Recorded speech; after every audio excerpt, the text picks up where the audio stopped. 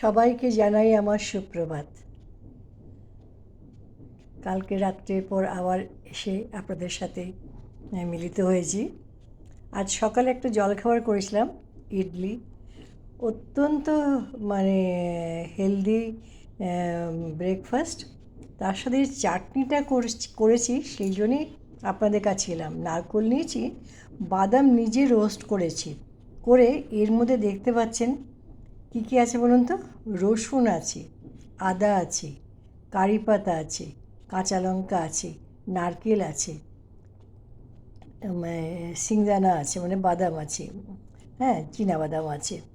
এই সমস্তগুলির মধ্যে একটুখানি নুন আর এক ফোঁটা গুড় মানে দিয়েছি। গুড়েও ক্যালসিয়াম আছে, হ্যাঁ।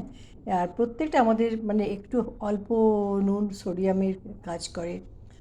আমি যখনই কোনো কাজ করি তখনই চেষ্টা করি যাতে শরীরে কী কী পুষ্টিতে লাগবে, তো সব কিছুই পাওয়া যাচ্ছে। আর ইডলি তো এত হেলদি ব্রেকফাস্ট, এটা আপনি যদি দুটোও খান আপনার ফুড ভ্যালুর দিক থেকে অনেকক্ষণ আপনার শরীরকে সে পুষ্টি দেবে।